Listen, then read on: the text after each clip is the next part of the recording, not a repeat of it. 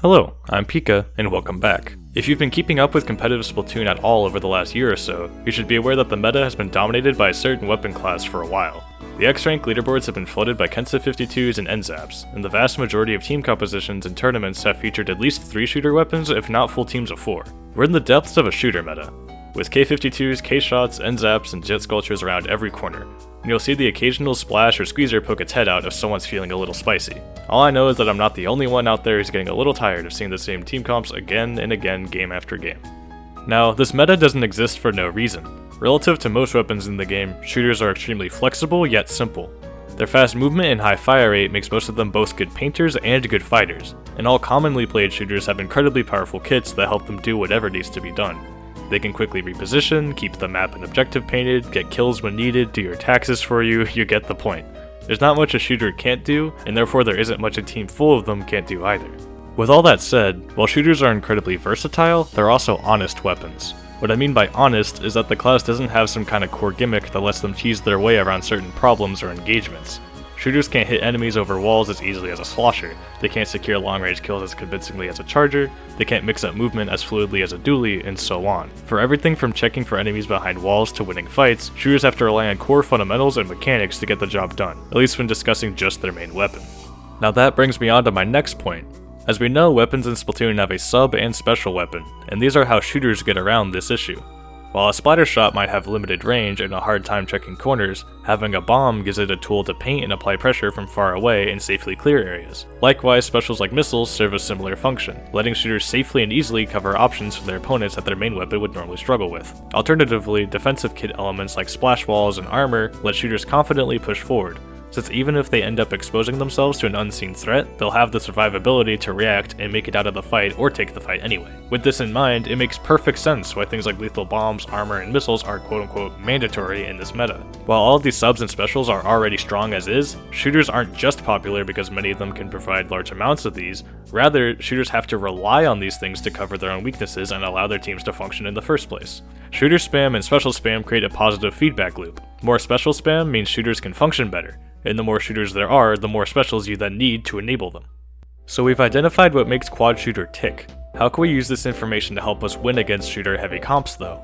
Well, there isn't much you can do to remove the inherent strengths and flexibility of the shooter main weapons, so we have to look at the honesty weakness and how quad shooter comps try to mask it with their kits. A general trend within high-level competitive play, and one that has become far more defined as a result of this meta, is how coordinated teams will not attempt to make an aggressive play without the support of multiple specials. Whether a team is locked in their spawn and is trying to regain mid, or if they're going for KO on their own objective push, you'll rarely ever see players commit to aggressive positions without the backup of some missiles and armor or some other set of specials.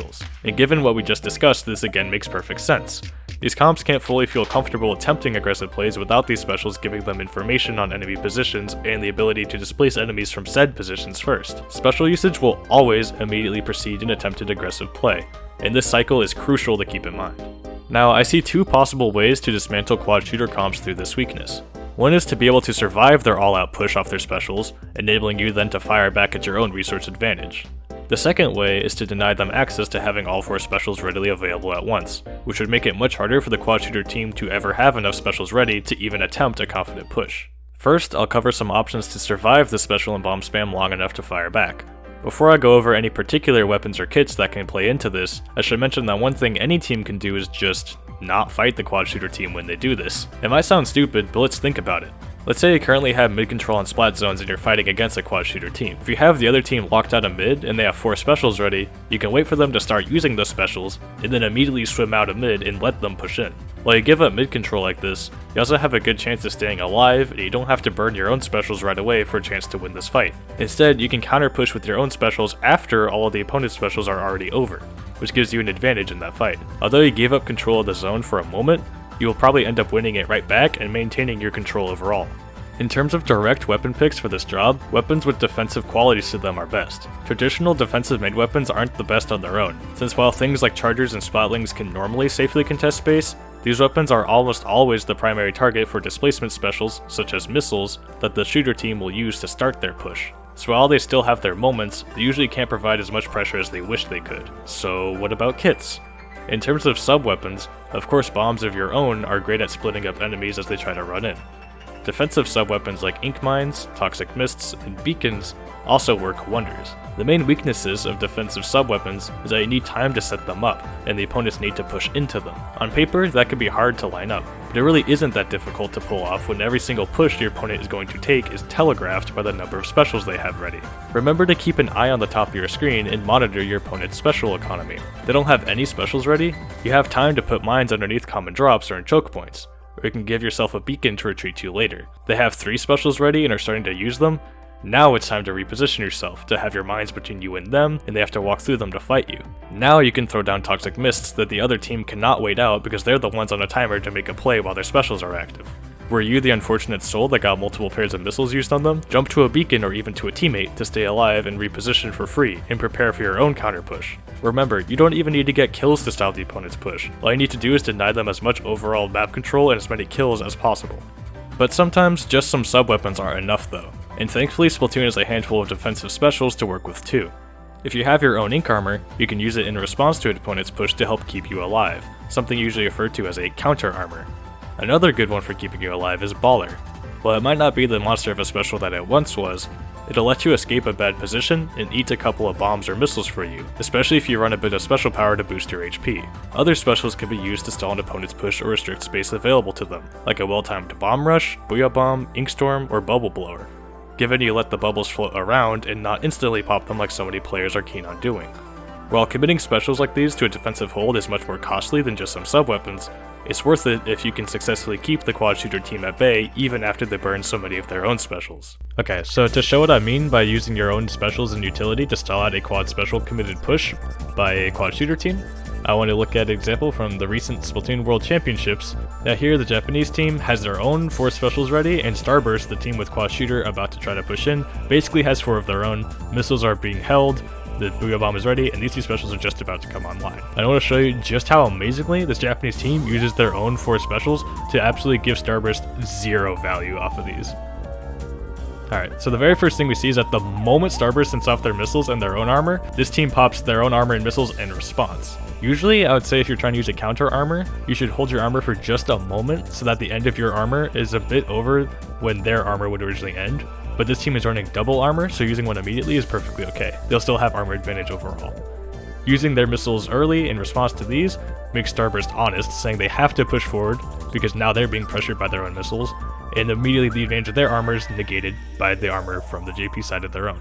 And now then after a moment we see the Bomb Rush and Booyah Bomb also come out from Starburst, at which point the Japanese side uses their own Booyah Bomb, and just a moment later, the moment their first armor disappears, the second one comes out.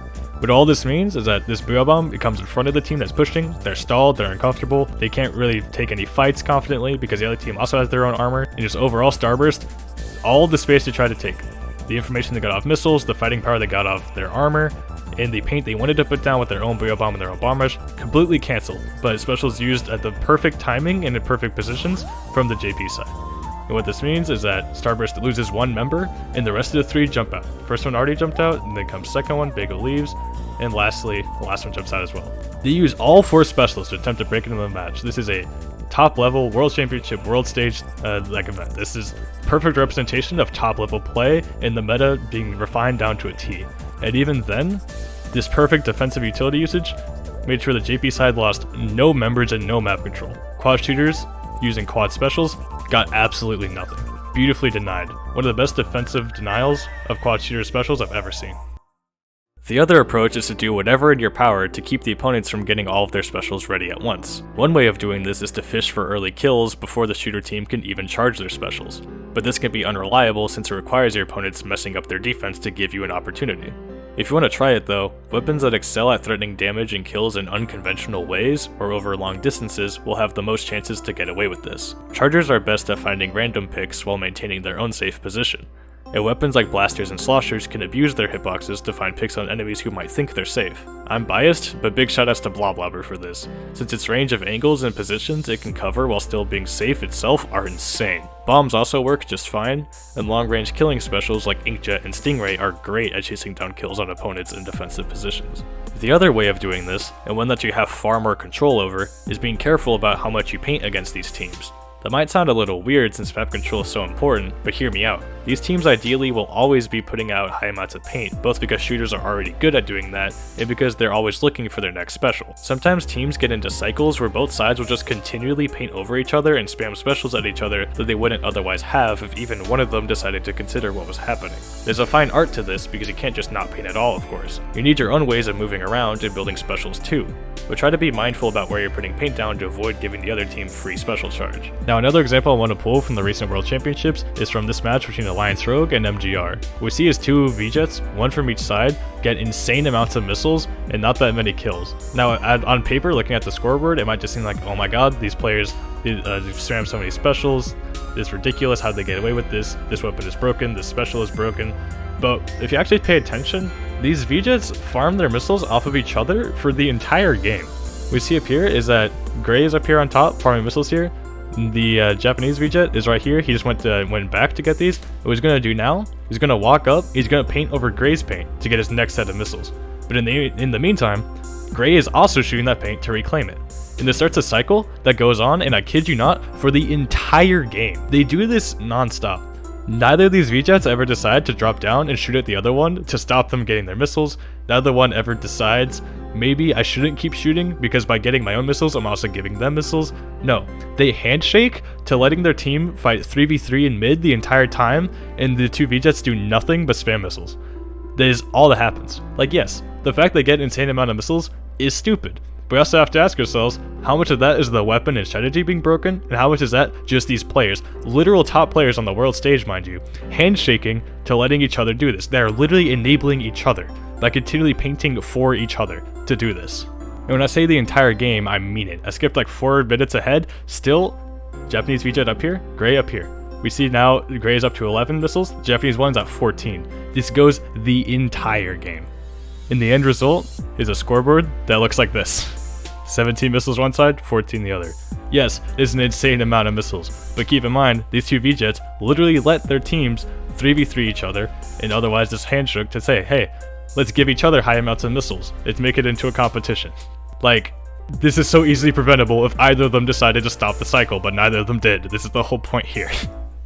Now, let me be clear. None of these options are perfect counters. With each strength of these potential strategies or weapons comes their own respective weaknesses that need to be considered and played around, and it takes time and patience to learn how to incorporate new strategies. I'm not expecting everyone to drop K-Gal and spam Inca Mines tomorrow, and I'm not claiming every comp needs 2 ballers now. The point here is to show that there's always a way to dissect a meta or strategy.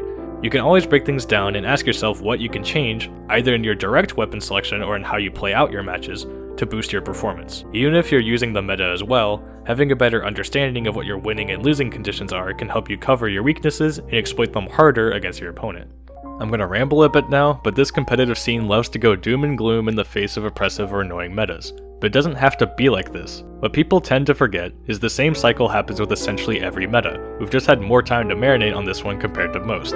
It's on the players to find ways to use the tools the devs have given us to find counterplay. There's no such thing as a miracle patch that solves the existence of meta, and the release of Splatoon 3 won't stop this trend either. A meta will always exist in any competitive game. That's just the nature of optimization. So as long as players fail to recognize how much is in their own hands to improve their experience, they'll never be as happy with the game as they could be. That is the whole reason I talk like this and make these videos in the first place. Anyway, that's all from me. Going a bit off script here now, but sorry if this video is a bit more specific or competitively oriented than some of my other videos. I understand it's definitely not for everyone. This meta issue and the mentality overall has honestly been a big issue in the competitive scene for a long time, and it really drives me off the wall that no matter how many times I try to explain things to people, it doesn't really stick. Hoping maybe this time, in an actual fleshed out video format, perhaps people can finally understand more of the way I see the game and how I try to approach these issues. Anyway, if you enjoyed, please consider liking and subscribing. If you want coaching to have more of my opinions on things like this, you can check out my Metafy page down below. I'm running a promo code for the rest of the summer up until the release of Splatoon 3. Thanks for watching, and have a good one.